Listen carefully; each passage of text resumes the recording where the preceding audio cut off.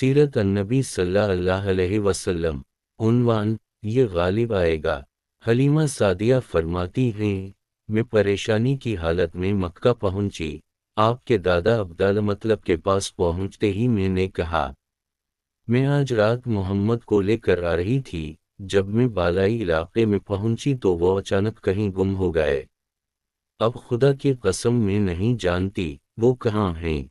अब्दुल मतलब ये सुनकर फौरा काबा के पास खड़े हो गए। इन्होंने आपके मिल जाने के लिए दुआ की, फिर आपकी तलाश में रवाना हुए। उनके साथ वर्का बिन नौफल भी थे। गर्ज दोनों तलाश करते करते तहामा की वादी में पहुंचे। एक दरख्त के नीचे इन्हें एक लड़का खड़ा नजर आया। इस दरख्त की शाखें बहुत घनी थीं। अब्दुल मतलब ने पूछा, लड़के तुम कौन हो? हुजूर सल्लल्लाहु अलैहि वसल्लम चूंकि इस वक्त तक कद निकाल चुके थे, इसलिए अब्दुल मतलब पहचान न सके। आपका कद तेजी से बढ़ रहा था। जवाब में आपने फरमाया, मैं मोहम्मद बिन अब्दुल्लाह बिन अब्दुल मतलब हूँ। ये सुनकर अब्दुल मतलब बोले, तुम पर मेरी जान कुर्बान, मैं ही तुम्हारा दादा अब्दुल मतलब हूँ। फिर इन्होंने आपको उठाकर सीने से लगाया और रोने लगे। आपको घोड़े पर अपने आगे बिठाया और मक्का की तरफ चले। घर आकर इन्होंने बकरियां और गायें ज़बा की और मक्के वालों की दावत की। आपके मिल जाने के बाद हज़रत हलीमा सादिया हज़रत आमना के पास आए तो इन्होंने पूछा, हलीमा, अब आप बच्चे को क्यों ले आए? आपकी तो ख्वाहिश थी कि ये अभी आपके पास और रहीं। इन्होंने जवाब दिया, ये अब बड़े हो गए हैं और अल्लाह की कसम मैं अपनी जिम्मेदारी पूरी कर चुकी हूँ। मैं खौफ महसूस करती रहती हूँ, कहीं इन्हें कोई हादसा ना पेश आ जाए, लिहाजा इन्हें आपके सुपरद करती हूँ। हजरत आमना को ये जवाब सुनकर हैरत हुई। बोली, मुझे सच सच बताओ माजरा क्या है? तब इन्होंने सारा हाल कह सुनाया। हलीमा सादिया ने दरअसल कई अजीब व गरीब वाक़यात देखे थे। इन वाक़यात की वजह से वो बहुत परेशान हो गई थीं। फिर सेना मुबारक चाक के जाने वाला वाक़या पेश आया तो वो आपको फौरी तौर पर वापस करने पर मजबूर हुई। वो चंद वाक़यात हज़रत हलीमा रज़ा अल्लाह अन्हा इस तरह बयान करती हैं। एक मर्तबा यहूदियों की एक जमात मेरे पास से गुजरी। ये लोग आसमानी किताब तौरात को मानने का दावा करते थे। मैंने उनसे कहा, क्या आप लोग मेरे इस बेटे के बारे में कुछ बता सकते हैं? साथ ही मैंने हुजूर अकरम सल्लल्लाहु अलैहि वसल्लम की पैदाइश के बारे में इन्हें तफसीलात सुनाए। यहूदी तफसीलात सुनकर आपस में कहने लगे, इस बच्चे को कत्ल कर देना चाहिए। ये कहकर इन्होंने पूछा, क्या ये बच्चा यतीम है? मैंने उनकी बात सुन ली थी कि वो उनके कत्ल का इरादा कर रहे हैं, सो मैंने जल्दी से अपने शौहर की तरफ इशारा करते हुए कहा, नहीं, ये रहिए इस बच्चे के बाप। तब इन्होंने कहा, अगर ये बच्चा यतीम होता तो हम ज़रूर उसे कत्ल कर देते।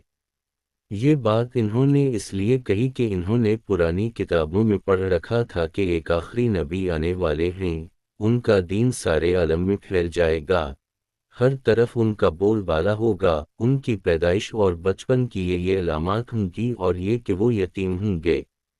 अब चूंकि उनसे हलीमा सादिया ने ये कह दिया कि ये बच्चा यतीम नहीं है तो इन्होंने ख्याल कर लिया कि ये वो बच्चा नहीं है। इस तरह इन्होंने बच्चे को कत्ल करने का इरादा तर्क कर दिया। उसी तरह उनके साथ ये वाक़या पेश आया। एक मर्तबा वो आपको अक्कास के मेले में ले आए। जाहिलियत के दौर में यहाँ बहुत मशहूर मेला लगता था। ये मेला ताइफ और नखला के दरमियान में लगता था। अरब के लोग हज करने आते तो शवाल का महीना इस मेले में गुजारते, खेलते कूदते और अपनी बड़ाइयाँ बयान करते। हलीमा सादिया रज़ी अल्लाह अन्हा आपको लिए बाजार में घूम रही थीं कि एक काहिन की नज़र आप पर पड़ी। इसे आप में नबूवत की तमाम अलामात नज़र आ गईं। इसने पुकार कर कहा, लोगों, इस बच्चे को मार डालो। हलीमा इस काहिन की बात सुनकर घबरा गईं और जल्दी से वहां से सरक गईं। इस तरह अल्लाह ताली ने हुजूर सल्लल्लाहु अलैहि वसल्लम की हिफाजत फरमाई। میلے میں موجود لوگوں نے کاہن کی آواز سن کر ادھر ادھر دیکھا کہ کس بچے کو قتل کرنے کے لیے کہا گیا ہے، مگر انہیں وہاں کوئی بچہ نظر نہیں آیا۔ اب لوگوں نے کاہن سے پوچھا، کیا بات ہے، آپ کس بچے کو مار ڈالنے کے لیے کہہ رہے ہیں؟ اس نے ان لوگوں کو بتایا، میں نے ابھی ایک لڑکے کو دیکھا ہے، معبودوں کی قسم وہ تمہارے دین کے ماننے والوں کو قتل کرے گا، تمہارے بتوں کو توڑے گا اور وہ تم سب پر غالب آئے گا۔ یہ سن کر لوگ آپ کی تلاش میں ادھر ادھر دوڑے لیکن ناکام رہے۔ حلیمہ سعدیہ آپ صلی اللہ علیہ وسلم کو لیے واپس آ رہی تھیں کہ ذی الحجہ سے ان کا گزر ہوا۔ یہاں بھی میلہ لگا ہوا تھا۔ اس بازار میں ایک نجومی تھا۔ لوگ اس کے پاس اپنے بچوں کو لے کر آتے تھے، وہ بچوں کو دیکھ کر ان کی قسمت کے بارے میں اندازے لگاتا تھا۔ حلیمہ سعدیہ اس کے نزدیک سے گزرے تو نجومی کی نظر حضور اکرم صلی اللہ علیہ وسلم پر پڑی۔ نجومی کو آپ صلی اللہ علیہ وسلم کی مہر نبوت نظر آ گئی، ساتھ ہی آپ صلی اللہ علیہ وسلم کی آنکھوں کی خاص سرخی اس نے دیکھ لی۔ وہ چلا اٹھا، اے عرب کے لوگو، اس لڑکے کو قتل کر دو، یہ یقیناً تمہارے دین کے ماننے والوں کو قتل کرے گا، تمہارے بتوں کو توڑے گا اور تم پر غالب آئے گا۔ یہ کہتے ہوئے وہ آپ کی طرف جھپٹا، لیکن اسی وقت وہ پاگل ہو گیا اور اسی پاگل پن میں مر گیا۔ ایک اور واقعہ سیرت ابن حشام میں ہے کہ حبشہ کے عیسائیوں کی ایک جماعت حضور اکرم صلی اللہ علیہ وسلم کے پاس سے گزری۔ اس وقت آپ صلی اللہ علیہ وسلم حلیمہ سعدیہ کے ساتھ تھے اور وہ آپ کو آپ کی والدہ کے حوالے کرنے جا رہی تھیں۔ ان عیسائیوں نے آپ صلی اللہ علیہ وسلم کے مونڈوں کے درمیان مہر نبوت کو دیکھا اور آپ صلی اللہ علیہ وسلم کی آنکھوں کی سرخی کو بھی دیکھا۔ انہوں نے حلیمہ سعدیہ سے پوچھا، کیا اس بچے کی آنکھوں میں کوئی تکلیف ہے؟ انہوں نے جواب میں کہا، نہیں، کوئی تکلیف نہیں، یہ سرخی تو ان کی آنکھوں میں قدرتی ہے۔ ان عیسائیوں نے کہا، تب اس بچے کو ہمارے حوالے کر دو، ہم اسے اپنے ملک لے جائیں گے۔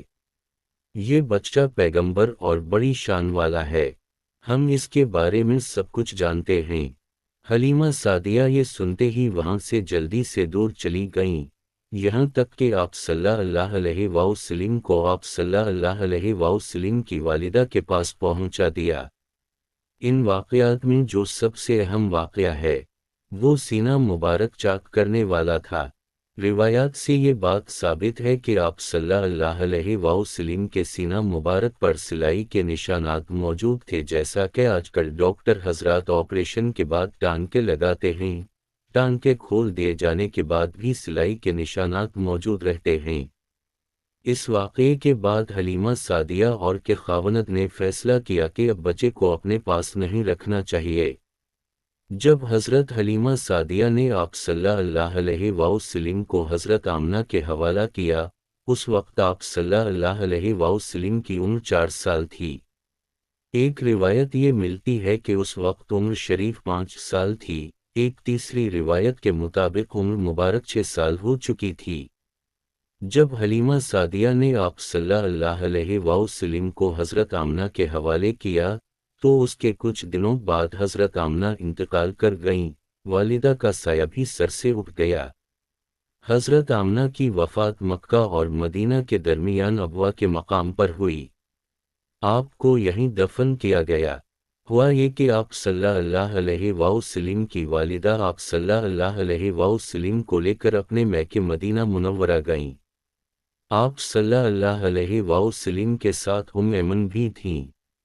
ایمن کہتی ہیں، ایک دن مدینہ کے 2 یہودی میرے پاس آئے اور بولے، ذرا محمد کو ہمارے سامنے لاؤ، ہم انہیں دیکھنا چاہتے ہیں۔ وہ آپ صلی اللہ علیہ وسلم کو ان کے سامنے لے آئیں۔ انہوں نے اچھی طرح دیکھا، پھر ایک نے اپنے ساتھی سے کہا، یہ اس امت کا نبی ہے اور یہ شہر ان کی ہجرت گاہ ہے، یہاں زبردست جنگ ہوگی، قیدی پکڑے جائیں گے۔ آپ صلی اللہ علیہ وسلم کی والدہ کو یہودیوں کی اس بات کا پتہ چلا تو آپ ڈر گئیں اور آپ صلی اللہ علیہ وسلم کو لے کر مکہ کی طرف روانہ ہوئیں۔ مگر راستے ہی میں ابوا کے مقام پر وفات پا گئیں۔